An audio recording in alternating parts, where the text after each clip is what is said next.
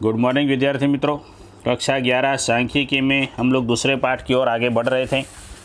पिछले वीडियो में हमने स्वाध्याय 2.1 तक काम किया था। स्वाध्याय 2.1 शायद नहीं दिया था या दिया था, मुझे याद नहीं है, लेकिन अगर नहीं दिया होगा तो आप लोग कर सकते हैं। बहुत ही सरल ये सवाल हैं आप लोगों के लिए। शायद ये एक सवाल है, दूसरा सवाल है, तीसरा, चौथा, पाँचवा, शायद सब मिला के 10 सवाल हैं। उसमें से कुछ सवाल दे दिए होंगे मैंने पहले से, और जो नहीं दिए थे वो आप लोग बाद में अभी कर सकते हैं। शायद 4-5 सवाल आ गए होंगे और 4-5 सवाल बाकी होंगे। जैसे कि कुछ सवाल ऐसे हैं, ये से अधिक वाले, फिर से कम वाले, ये सवाल शायद दे दिए गए होंगे। मध्य मूल्य के आधार पर हमें वर्ग बनाना है, यानी मूल आवृत्ति वितरण ज्ञात करना। ये सबसे आसान सवाल है ये। तो इसमें देखिए अनिवारक हैं, ये भी हम लोग ज्ञात कर सकते हैं। तो ये सब हमारा हो गया काम। आगे चलते हैं गुणात्मक सूचना की तरफ। संख्यात्मक सूचना का काम हो चुका, अब गुणात्मक सूचना की तरफ आगे बढ़ते हैं। तो गुणात्मक सूचना जो है उसे हम 2 प्रकार से दर्शा सकते हैं, सरल वर्गीकरण और बहुगुणी कोष्ठक के द्वारा। तो सरल वर्गीकरण की चर्चा शुरू करते हैं। सरल वर्गीकरण आज हम सीखने वाले हैं। तो इस प्रकार के वर्गीकरण में सूचना के एक ही गुणधर्मों को ध्यान में रखा जाता है। जैसे कि किसी एक बैंक के कर्मचारियों का उनके पद के अनुसार मैनेजर, क्लार्क, चपरासी, सिक्योरिटी इत्यादि में विभाजन करना। उदाहरण 18 में देखते हैं किस प्रकार ये सरल वर्गीकरण किया गया है। तो अहमदाबाद ज़िला की किसी एक सहकारी बैंक है जिसमें कर्मचारियों को, हमारे पास कर्मचारी जो है उसको कोष्ठक में प्रदर्शित करना है। जिसमें 20 सिक्योरिटी के कर्मचारी हैं, 30 चपरासी है, 40 क्लार्क है और 8 मैनेजर। तो हमें बॉक्स जो इस प्रकार बनाना है उसके अंदर 2 विभाग बना देने हैं, एक कर्मचारी का पद और दूसरा कर्मचारियों की संख्या। तो कर्मचारियों के पद के अंदर सिक्योरिटी, उसके 20 सिक्योरिटी गार्ड हैं, 30 चपरासी हैं, 40 क्लार्क हैं, मैनेजर 8 हैं, सब मिला के 98 कुल भी लिखना पड़ेगा। ये सबसे सरल वर्गीकरण हुआ, सबसे सरल।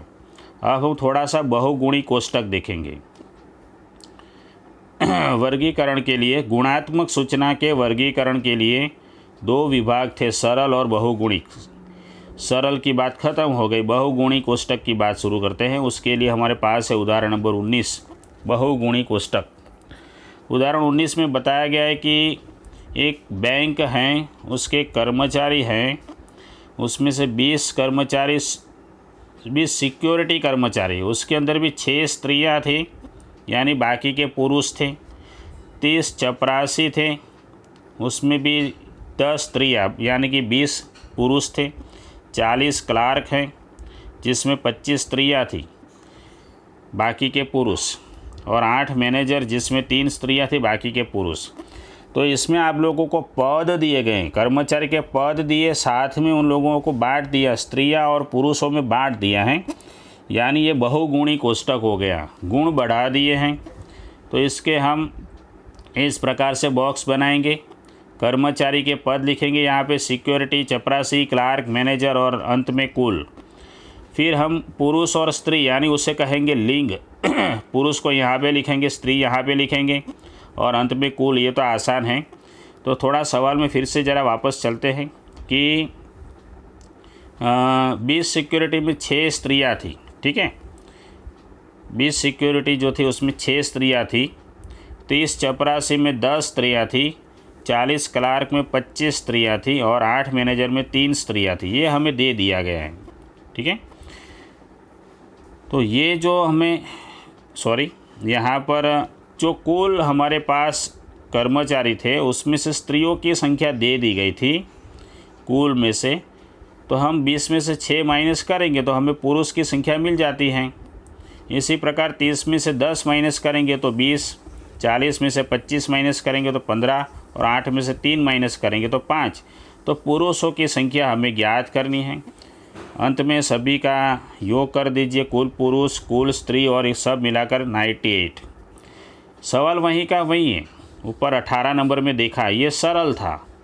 ये जो हमारे पास था सिर्फ 2 विभाग बनाए थे, यानी सरल था, सरल वर्गीकरण, और ये दो जो हैं बहुगुणी हैं 19 नंबर में। आगे चलते हैं 20 नंबर की ओर, थोड़ा और जटिल बनाते हैं। देखिए सवाल बॉक्स को देखकर ही पता चल जाएगा कितना जटिल बनाया हुआ है, बहुगुणी बनाया गया है। तो देखते हैं। अहमदाबाद जिला की सहकारी बैंक की विविध शाखाओं में कर्मचारियों संबंधी अध्ययन करते मालूम हुआ कि 20 सिक्योरिटी कर्मचारी थे। 20 सिक्योरिटी कर्मचारी थे, उसमें 7 पुरुष थे। 7 पुरुष विवाहित थे, और जो 6 स्त्रियां थी उसमें से 4 स्त्रियां विवाहित थीं। बाकी उसके बाद आ रहे चपरासी। चपरासी में कुल 20 पुरुष थे, उसमें से 12 पुरुष विवाहित थे, और चपरासी का कार्य करने वाली 10 स्त्रियां, ये भी सभी अविवाहित थी। उसके बाद आते हैं 40 क्लार्क। उसमें 25 स्त्रियां थीं, 12 विवाहित थी, 7 पुरुष क्लार्क हैं जो विवाहित थे। 8 मैनेजर, इसमें 3 स्त्रियां थीं और सभी अविवाहित, जबकि 5 पुरुष थे जो विवाहित थे। सवाल वहीं का वहीं है, लेकिन इसमें विवाहित और अविवाहित 2 गुण और बढ़ा दिए हैं, वैवाहिक स्तर बढ़ा दिया है। तो हमें बॉक्स इस प्रकार बनाना पड़ेगा। कर्मचारी का पद, फिर लिंग हमारे पास 2 थी, पुरुष और स्त्री। पुरुषों में भी 3 हिस्से बनाएंगे, अविवाहित, विवाहित और कुल। स्त्रियां में भी अविवाहित, विवाहित और कुल, और सब कुल मिला के भी ये कुल अविवाहित कुल हो गई। इसमें पुरुष और स्त्रियां दोनों आएगी। देखिए ये 7 और ये 2 मिलाकर 9 हो गया, ये 7 और ये 4 मिलाकर 11 हो गया, कुल विवाहित और अंत में कुल। फिर सवाल में देखेंगे तो ये जो आप लोगों को डार्क कलर में दिया गया है, ये सवाल में दिया गया था। ये जो आप लोगों को डार्क कलर दिख रहा है, ये सवाल में दिया गया है। इसको जो दिया गया है उसको ऐसे ही लिखिए, ये सब दे दिया गया है, ठीक है। ये तो बना सकते हैं। देखते हैं सवाल में पहले क्या दिया गया था। 20 सिक्योरिटी कर्मचारी में 7 पुरुष विवाहित और 6 स्त्रियों में से 4 स्त्रियां विवाहित थीं। सिक्योरिटी कर्मचारी हमें दिख रहे हैं, इसमें 7 पुरुष विवाहित थे, तो यहाँ पे 7 लिख देना है। उसके बाद 6 स्त्रियां, जिसमें 4 स्त्रियों में चले जाना है, जिसमें 4 स्त्रियां विवाहित थी, ये लिख देना है, ठीक है। उसके बाद बाकी का जैसे जैसे आगे बताया गया चपरासी का, तो चपरासी का बताया गया, उसमें चलते हैं। हमें सिक्योरिटी में ये 2 दे दिया गया था, और ये 6 स्त्रियां भी दे दी गई थी, कुल स्त्रियां 6 थी। चपरासी में भी बताया गया, ये 8 दिया गया है, ये 12 दिया गया है। ऐसे ये डार्क कलर का जो दिया गया वो आप लोग लिख लेंगे। चपरासी में चलते हैं। चपरासी का कार्य में कुल 20 पुरुष, तो चपरासी में 20 पुरुष बोला गया है, तो यहाँ पे कुल पुरुष उसमें 20 लिखेंगे। फिर 12 पुरुष विवाहित, तो विवाहित जो दिख रहा है हमें उसमें 12 लिख देंगे। फिर चपरासी का कार्य करने वाली कुल स्त्रियां 10, तो स्त्रियों में कुल में 10 में चले जाएंगे, यहाँ पे 10 लिखा हुआ है। और सभी अविवाहित थी, तो अविवाहित में यहाँ पे 10 लिखेंगे, यानी विवाहित कोई नहीं थी, 0। उसके बाद 40 क्लार्क कर्मचारी की बात आती है। 40 क्लार्क कर्मचारी, 40 क्लार्क कर्मचारी, यानी यहाँ पर 40 आएगा, यहाँ पर आप लोग 40 दर्शा सकते हैं। उसमें से 25 स्त्रियाँ थी, 40 में 25 स्त्रियाँ यहाँ पर है, यहाँ पर दिखाया गया है। 25 स्त्रियाँ, जिसमें से 12 विवाहित थी। 12 विवाहित यहाँ पर लिखेंगे, और जबकि 7 पुरुष क्लार्क थे और विवाहित थे तो यहाँ पे आएंगे। उसके बाद आती है बारी मैनेजर की, तो मैनेजर की तरफ चलते हैं। मैनेजर में चलते हैं। मैनेजर में 3 स्त्रियाँ थी, और 3 स्त्रियाँ थी मतलब यहाँ पर 3 स्त्रियाँ लिखी गई हैं, मतलब 5 पुरुष होंगे, और सभी अविवाहित थी, यानी विवाहित 0। जबकि 5 पुरुष थे वो विवाहित थे, 5 के 5 विवाहित, तो अविवाहित 0। तो सवाल के आधार पर हमने बॉक्स में आप लोगों को जो लाल कलर दिख रहा है, ये डार्क दिख रहा है, डार्क कलर में दिख रहा है, ये सब सवाल में से हमने लिख लिया। इतना हमने सवाल में से लिख लिया। ये डार्क कलर जो दिख रहा है ये सब हमने सवाल में से लिखा हुआ है, ठीक है, इतना बस। बाकी का हमें अपने आप बनाना है, ये भी सवाल में था।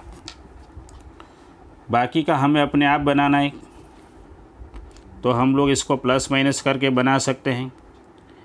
जैसे कि कुल पुरुष 14 थे, तो उसमें से 7 माइनस करेंगे तो ये 7 अविवाहित मिल जाएंगे।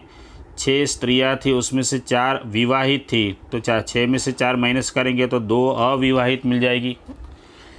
और ये तो आसान था, 10 का 10 यहीं पर दिया गया है, तो विवाहित एक भी नहीं होगी। ये तो तीनों दिए गए थे।